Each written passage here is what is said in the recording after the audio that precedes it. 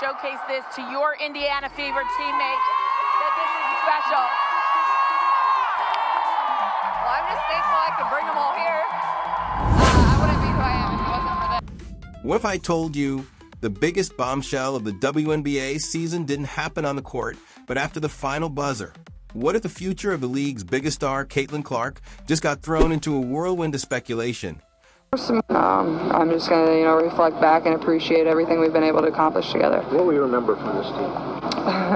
I think, All thanks to a seemingly innocent post-game chat. You're tuning into World Hoop, where we deliver the no-holds-barred truth on basketball, and trust me, you're going to want to hear this.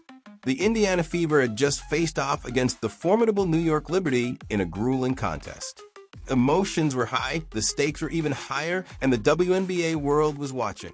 But as the crowd began to disperse, a scene unfolded courtside that sent shockwaves through the league and ignited a firestorm of rumors. There, smiling and seemingly ecstatic, was Caitlin Clark. Hard work, a lot of ups and downs, but more than anything, just trying to soak it in.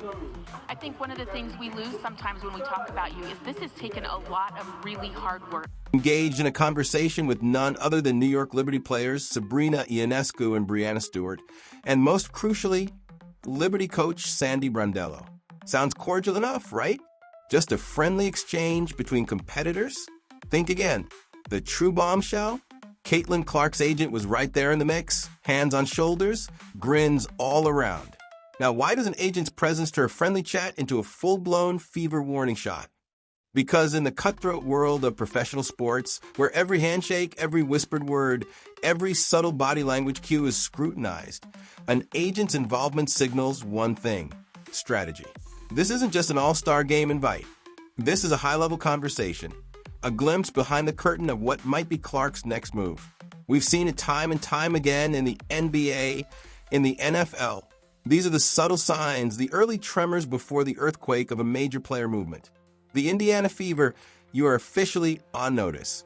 You have an unparalleled asset in Caitlin Clark, a player who has single-handedly redefined the WNBA's visibility and popularity, and frankly, you appear to be fumbling the ball. Let's talk about the Indiana Fever's handling of Caitlin Clark. It's been a perplexing saga, to say the least. From baffling coaching decisions to a perceived lack of protection on the court, the narrative around Clark and the Fever has been anything but smooth. Stephanie White, the Fever's head coach, has faced a torrent of criticism. Questions abound about her understanding of how to truly utilize a generational talent like Clark. Some Stephanie White truthers might argue she's getting a raw deal. But honestly, it's increasingly evident that the current coaching staff, and indeed the entire organization, seems woefully unprepared for the magnitude of what they possess. If Stephanie White truly believes this team is better off with questionable rotations or tactics that leave Clark vulnerable, then a swift change is not just recommended, it's an absolute necessity. Fire her on the spot. Fire anyone in the organization who shares that baffling belief. This isn't about loyalty to alums. It's about maximizing the potential of the biggest star basketball has seen in decades. The discontent doesn't stop at coaching. The WNBA's officiating has been under an intense microscope, particularly concerning the physical treatment of Caitlin Clark. It's become a national conversation. You're not patient. all right, fire away. Welcome back. Appreciate it. And you said that you're not patient. How hard are these 5 games? Prominent voices like Colin Cowherd calling out the league on major sports networks. We're talking about a level of physicality directed at Clark that goes beyond aggressive play and borders on outright targeting. And what's been the league's response? A deafening silence, or worse, a perceived indifference. This isn't just about a few bad calls. It's about a consistent pattern that has left Clark bruised, battered, and now potentially injured to the point of missing significant time.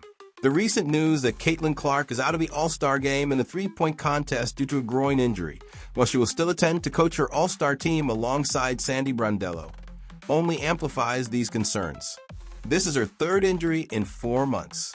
The timing couldn't be worse for the WNBA, as the All-Star weekend was poised to be a massive showcase, a testament to the league's burgeoning popularity driven largely by Clark's magnetic presence.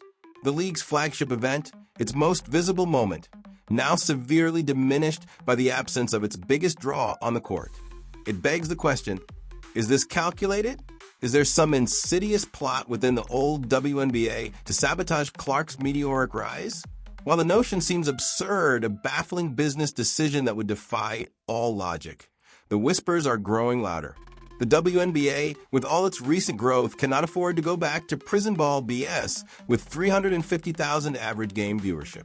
If Clark sits for weeks, you can expect those 50-cent tickets on StubHub to become a reality.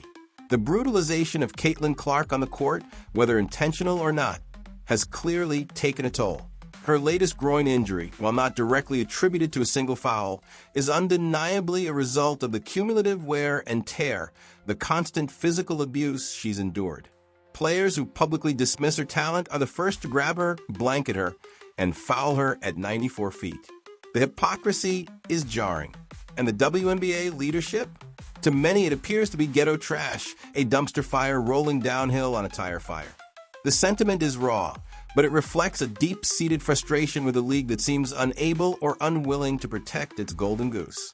Don't forget, the WNBA has been operating at a significant financial loss, reportedly losing $40 million this past season. NBA owners who hold a substantial stake in the WNBA have been questioning their investment, demanding more transparency and a clear path to profitability. Caitlin Clark's arrival was supposed to be the tide that lifts all boats, the catalyst for a financial turnaround. But if the league continues down this path of perceived mismanagement, questionable officiating, and apparent player neglect, those NBA owners might just pull the plug. This could be the WNBA's worst nightmare, and quite frankly, the NBA's as well. This isn't just a basketball story, it's a saga about leadership, vision, and the future of an entire sport. The Indiana Fever and the WNBA are at a crossroads. They have a generational talent in their hands, a phenomenon who has brought unprecedented attention and revenue to the league. But if they don't get their act together, if they don't prioritize Clark's health and well-being, and if they don't address the glaring issues within the organization and the league, they risk squandering this golden opportunity. So what's next? Will the Indiana Fever make the drastic changes needed to support their superstar? Will the WNBA finally get serious about protecting its players and upholding the integrity of the game? Or will we continue to witness the slow, painful unraveling of a golden era? Only time will tell, but one thing is clear. The eyes of the world are watching and the clock is ticking. Now it's your turn, World Hoop Nation. What do you make of this shocking post-game rendezvous? Is this a sign of things to come for Caitlin Clark? Should the Indiana Fever clean house? And what about the WNBA's handling of officiating and player safety? Let us know your thoughts in the comments below. Don't forget to smash that like button. Subscribe to World Hoop for more unfiltered sports analysis. And hit the notification bell so you never miss a beat. Until next time, this is World Hoop signing off.